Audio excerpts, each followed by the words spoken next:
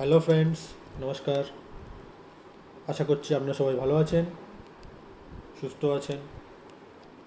তো বন্ধুরা, আমি প্রায় দিন এই কোশ্চেন্সগুলোর সঙ্গে এনকাউন্টার্ড হই, বা আমাকে অনেকজন জিজ্ঞেস করে যে দাদা, আমি গ্র্যাজুয়েশন পড়ছি, এখন পোস্ট গ্র্যাজুয়েট করছি in any field, any stream. তো এরপরে আমার ক্যারিয়ার ওরিয়েন্টেশনটা কী হওয়া দরকার, কোন দিকে আমি কীভাবে বাছাই করব? Should I go for private job, should I go for government job, কোনটা বেটার, গভর্নমেন্ট জব বেটার না প্রাইভেট জব বেটার, গভর্নমেন্ট জবে কী কী সুবিধা আছে বা তার ডিমেরিটস কী কী আছে? যতটা আমরা বাইরে শুনি বা বাইরে পড়ি, ভেতর থেকেও কি ততটাই সত্যি? তো এইসব প্রশ্নগুলো আমাদের সবার মনেই কখনো না কখনো, at any point of time in your life or in your career, আমাদের মাথায় এটা আসে। তো বন্ধুরা, আজকে আমরা এইসব নিয়েই ডিসকাশন করব, আর আমি চেষ্টা করব অ্যাজ মাই লেভেল বেস্ট আপনাদের যতটা সম্ভব আপনাদের ডাউট ক্লিয়ার করতে পারি, আর আপনাদের মনে একটা ক্লিয়ার পিকচার ইনস্টিল করতে পারি, যাতে কি হবে, আপনারা নিজের থেকে বাছাই করতে পারবেন যে আপনারা কোন ফিল্ডে যেতে চান, আপনাদের ট্রেডসের অনুযায়ী কোন দিকে আপনার যাওয়া উচিত বা যাওয়া উচিত না। তো বন্ধুগণ, welcome to our channel Edubun online. শুরু করার আগে আমি নিজের ব্যাপারে কিছু বলতে চাই। আমি আপনাদের friend and host for this little journey, which is going to be very interesting, I hope so. আর আমি 2014 সিজিএল ব্যাচের গ্রুপ বি অফিসার। এর সঙ্গেই বলি, আমি সেই বছরই রিজনাল রুরাল ব্যাংক মানে RRB clerk, RRB PO, LIC AO and ADO, IBPS clerk, IBPS PO, SSC CHSL, এসব এক্সামগুলো ফার্স্ট অ্যাটেম্পটে ক্লিয়ার করি। কিন্তু আমার ন্যাক ছিল সিজিএলের দিকে, that is combined graduate level of staff selection commission.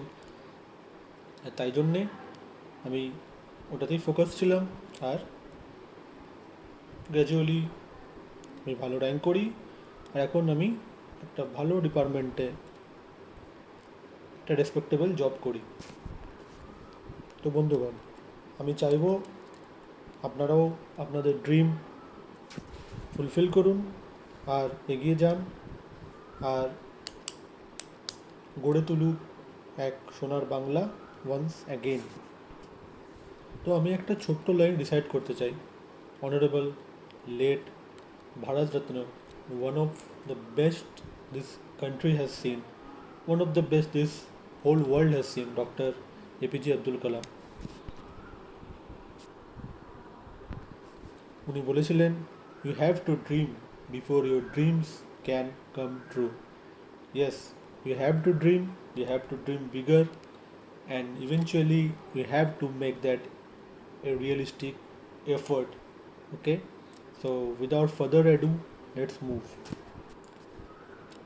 তো বন্ধুরা, আজকে আমরা যে ভিডিওটাতে নিয়ে এসেছি সেটা হচ্ছে একদম ফার্স্ট হ্যান্ড এক্সপিরিয়েন্স, একদম ইনডেপথ অ্যানালিসিস অ্যান্ড ইনসাইট কি government job, what are government jobs all about, আপনারা কেন গভর্নমেন্ট জব চুজ করবেন। ফার্স্ট অ্যান্ড ফরমোস্ট আমি বলতে চাই, দেখুন, আমরা যেই ওয়ার্ল্ডে লিভ করি, the world we are duelling in, সেটার একটা ওয়ান অফ দ্য, বলছি না the most important, but the one of the most important factor is money. সেটা নিয়েই বলবো যে আপনি যখনই একটা গভর্নমেন্ট জব ক্লিয়ার করে যাচ্ছেন, depending upon the job profile, you are getting a decent salary. Job profile depends কেন করছে বলছি, আপনি যদি ইউপিএসসি ক্লিয়ার করেন, obviously the foremost that our country has to offer, the top level bureaucrats, তো তাদের যে ফেসিলিটিস, তাদের যে স্যালারি, দ্যাট ইজ হিউজ। হ্যাঁ, হতে পারে তার মধ্যেও ক্লাসিফিকেশন আছে, তার মধ্যেও বিভিন্ন সেক্টর আছে যেখানে কারো হয়তো ইনক্রিমেন্ট বেশি, কারো হয়তো ইনক্রিমেন্ট একটু কম। কটা হয়তো অল ইন্ডিয়া জবস, কটা হয়তো সেক্রেটারিয়েট জবস। তো সেগুলো যদি জানতে হয় তাহলে সেটা নিয়ে অন্য একদিন ভিডিও করা যাবে ফ্রেন্ডস। আপাতত আমরা যেটা দিয়ে ফোকাস করছি সেটা হচ্ছে স্যালারি। তো যেটা বললাম, একটা ডিসেন্ট স্যালারি আপনি পাবেন at the end of the month, যদি না কিছু লাইক এখনকার টাইমসে হচ্ছে, we are facing an unprecedented tough time এই করোনা ভাইরাসের টাইমে। তো অ্যাট দ্যাট টাইম কিছু কম বেশি হতে পারে, because after all we are part of the system. আমরা গভর্নমেন্ট জব করছি, তো আমাদেরকে এই জিনিসটা মানতেই হবে যে কিছু কম বেশি হতে পারে।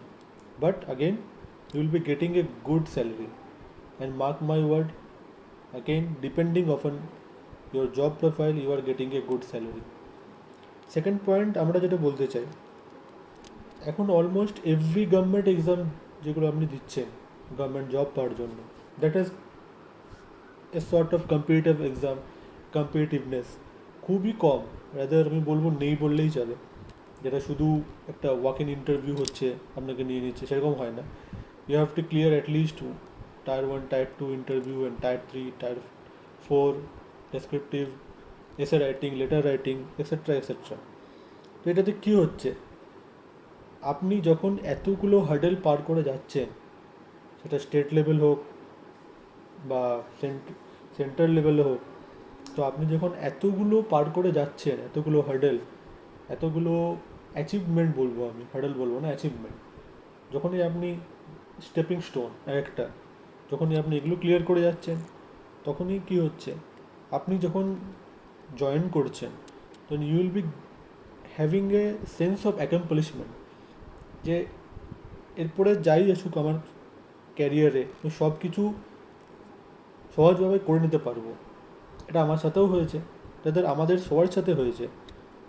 কখনো কখনো আমরা যদি ডাউন থাকি, মোরালি একটু ডাউন হলাম যে এই কাজটা পারছি না, বা এটা কীরকম ব্যাপার, এটা তো না কলেজে শিখেছি না কোথাও শিখেছি, তখন আমরা যেটা মনে করি টু বুস্ট আওয়ার সেলফ, যে আমরা একটা all India level difficult exam দিয়ে এসেছি, ওটা যদি করতে পারি ফার্স্ট অ্যাটেম্পটে, তো এইটা কেন পারবো না, দ্যাট ইজ দ্য থিং।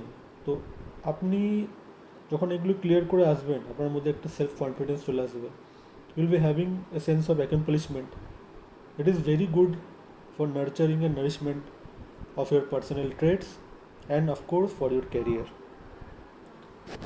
তারপরে আমি বলবো friends, respect, again like money, one of the most important factor, as we are all social animals, we live in society, so respect is a thing of utmost importance. আবার বলবো depending আপন your job profile, যেমনই হোক, যেভাবেই হোক, কেউ LDC তো LDC, কেউ ব্যাঙ্ক তো ব্যাঙ্ক, কেউ গ্রুপ বিতে গ্রুপ বি, কেউ গ্রুপ সি তো গ্রুপ সি, কেউ গ্রুপ এ ক্লাস 1 ইউপিএসসি তো অবভিয়াসলি। তো everybody is having, is getting that kind of respect from the society. হ্যাঁ, এক্সেপশনস থাকে, অবভিয়াসলি এক্সেপশন থাকে। আপনি একজনকে দেখে বলতে পারবেন না কি 1% can determine the quality or traits or thinking of 99%। একজন ফেমাস 1800s আমেরিকানের কথা মনে পড়ে গেলো ভেটো পাওয়ার নিয়ে, যখন এই মাইনরিটি ভেটোর কথাটা উঠছিল, কি a minority can not veto upon the achievement or progression of majority. যাই হোক, that is for some different day, will discuss this later. তো one thing is for sure, you will get your deserved respect. তারপরে point আমি বলবো, apart from salary আপনি অনেকগুলো benefits পাচ্ছেন। Benefits কী করে? মেডিকেল বেনিফিটস, এখন যেটা আমরা বলি, যদি স্টেট লেভেল হয়, স্টেট লেভেল আমাদের সেন্ট্রাল গভর্নমেন্টে যেটা আছে, যেটা সিজিএইচএস বলি আমরা, সেন্ট্রাল গভর্নমেন্ট হেলথ স্কিম। তো day by day that is thriving, the government is trying its level best to make it a cashless transaction. মানে আপনি, আপনার কিছু হলো, আপনার ডিপেন্ডেন্টস যারা, আপনার ফ্যামিলিতে যারা আছেন, যারা আপনাদের উপর ডিপেন্ডেন্ট, তাদের আমি বলবো যে কোনো মতেই ভাববেন না যে এখনকার যে মেডিকেল ফ্যাসিলিটিগুলো দেওয়া হচ্ছে that is not up to the mark, that is up to the mark.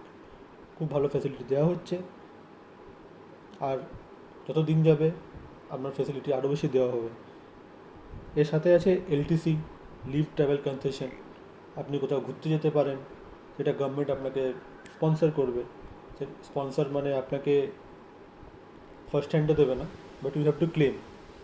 যখন আপনি ক্লেম করে দেবেন, সেটা that amount will be refunded back to you. এছাড়া অনেক অ্যালাউন্স আছে, পার্কস আছে, পেনশন আছে। পেনশনগুলো আপনি বলতে পারেন হ্যাঁ, অনেক অনেক জায়গায় এখন ওল্ড ওপিএস বা ওল্ড পেনশন স্কিম নেই, এখন লাগু হয়েছে এনপিএস, নিউ পেনশন স্কিম। এটা একটা কন্ট্রোভার্সিয়াল টপিক যে কোনটা ভালো, ওপিএস না NPS. But again, that is a different topic for different day. We'll discuss this later. If you guys support me, I can make a video on that also. Next পয়েন্টে আমরা এগোবো। আচ্ছা, এটা আমরা শুনেছি, এই চিন্তাধারা নিয়ে চলে, বা এক্সকিউজও বলতে পারেন, বা ডিফেম করার চেষ্টাও বলতে পারেন, যে গভর্নমেন্ট জব তো মনোটোনাস, কোনো এক্সপোজার নেই। তো I would say I beg to differ. Exposure তো স্যার বা ম্যাডাম এত বেশি আছে যে আপনি হয়তো কোনো প্রাইভেট জবেও পাবেন না। মানে প্রাইভেট জব অ্যাজ ইন যেগুলো খুবই নাম করা এমএনসি, নাম নিচ্ছি না, সেখানেও পাবেন না। কী করে বলি। ফার্স্ট যেটা বলি, আমাদের গভর্নমেন্ট জবের স্ফেয়ারের মধ্যেই অলমোস্ট আমাদের ক্যারিয়ারে একবার না একবার তো হবেই, একবার না একবার you have to go on election duty. সেখানে আপনি ডিনাই করতে পারবেন না, খুবই এমার্জেন্সি সিচুয়েশান না থাকলে। সেখানে আপনার যে এক্সপিরিয়েন্স হবে, ফার্স্ট হ্যান্ড এক্সপিরিয়েন্স, আপনি দেখছেন কীভাবে ভোট পড়া হচ্ছে, কীভাবে কাউন্ট হচ্ছে। একটু রুরাল এরিয়া হলে হয়তো কোনো রকম প্রবলেমও ফেস করতে হতে পারে। আপনাকে যদি প্রিসাইডিং অফিসার করে পাঠানো হয়, আপনার দায়িত্ব সব কিছু কন্ট্রোল করার, ইটিসি। তো এখানে আপনি যে এক্সপোজারটা পাচ্ছেন, সেটা কি আপনার মনে হয় যে আপনি অন্য কোথাও পাবেন? আগেন, আপনি আপনার ডিপেন্ডিং আপন ইউর ডিপার্টমেন্ট অ্যান্ড আদার। আবার এক কথা বলবো, যদি কোনো ইনভেস্টিগেশন এজেন্সি হয়, তো আপনি প্রায় রোজ না রোজ আপনাকে ইন্টারাকশন করতে হবে অন্য এজেন্সির সাথে। ফর এক্সাম্পল, আপনি যদি পুলিশে হন, তাহলে তো obviously you have to work with narcotics, you have to work with CBI, you have to work with custom, excise, GST, income tax, wildlife, আরও অনেক। তো এর থেকে বেশি এক্সপোজার কি আপনি আরও কোথাও পাবেন? ভেবে দেখবেন তাহলে। Last but not the least, যখন কোনো ফরেন ডেলিগেটস আছে, আর সেটা যদি আপনার ডিপার্টমেন্টের সঙ্গে কনসার্ন হয়, তাহলে you are getting a chance to meet the foreign delegates. আপনি জানতে পারছেন ওরা কীভাবে কাজ করে, বা ওদের কাজ করার উপায়টা কী। ওরা কি আমাদের মতন কাজ করছেন, ওদের টেকনিক আরও অ্যাডভান্স, না ওরা কাজকে ম্যানিপুলেট করছে, ভালোভাবে করছে, খারাপভাবে করছে, যেভাবেই করুক, সেটা আপনারা জানতে পারছেন।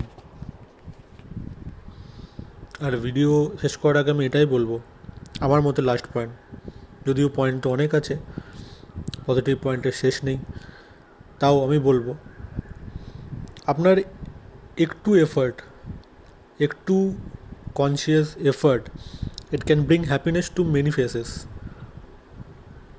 স্পেশালি আপনি যদি এমন ডিপার্টমেন্টের সঙ্গে যুক্ত হন which is directly concerned with public handling বা পাবলিক লাইফ, তাহলে তো অবশ্যই।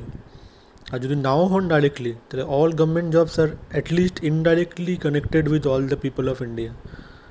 তো এইটাতে কী হচ্ছে, আপনার একটা কনসিয়াস এফার্ট, আপনি যদি আপনার কাজটা একটু ভালোভাবে করেন, তাহলে আপনি জানতেও পারবেন না যে ওটার এটা ইনফার্নিক এফেক্ট, আলটিমেট ক্যাসকেডিং এফেক্ট এমন জায়গায় পৌঁছাবে যে তার থেকে ভালো কিছু মানুষ সেবা বলুন, দেশ সেবা বলুন, হতেই পারে না। তো আজকের জন্যে এতটাই ফ্রেন্ডস। আই গেস আপনার মনে যত কোয়েরি ছিল তার অন্তত অনেকটাই মেটাতে পেরেছি। তবে হ্যাঁ, সব কিছুরই মেরিটস আর ডিমেরিটস হয়। আমি একবারও মানা করছি না যে এটার কোনো ডিমেরিটস নেই, কিন্তু কম্পারেটিভলি কম। আর সেটার জন্যে আপনাকে দেখতে হবে আমার নেক্সট ভিডিও, যেখানে আমি বলবো কী কী ডিমেরিটস ছিল, আছে বা পরবর্তীকালে হতে পারে, আর সেগুলোকে কীভাবে এনকাউন্টার করতে হবে। আর তার সাথে সাথেই প্রাইভেটের সঙ্গে যদি তুলনা করি পয়েন্ট ওয়াইজ, তাহলে কে পয়েন্ট তালিকায় উপরে থাকবে, শীর্ষে থাকবে, কে নিম্নে থাকবে, আর আপনার ট্রেড ওয়াইজ আপনাকে কোনটা চুজ করা উচিত। Thanks again for watching. Please like, share, comment and subscribe. আপনি যদি এটা করেন, আমি আরও মোটিভেটেড হব, আমি আরও ভালো ভিডিওস আনার চেষ্টা করব, যেটা একটা ইনডেপথ অ্যানালিসিস হয় আর আপনার যত কোয়েরি থাকে মনে, সেটা আপনার ক্লিয়ার হয়ে যেতে পারে, যাতে আপনার কাছে পিকচারটা খুবই ক্লিয়ার থাকে। আপনি আপনার প্রিপারেশনে, সে যে ফিল্ডেই হোক, সেটাতে আরও বেশি অগ্রসর হতে পারেন। And again, you can dream big, you can achieve big. Thank you. জয় হিন্দ। Good night.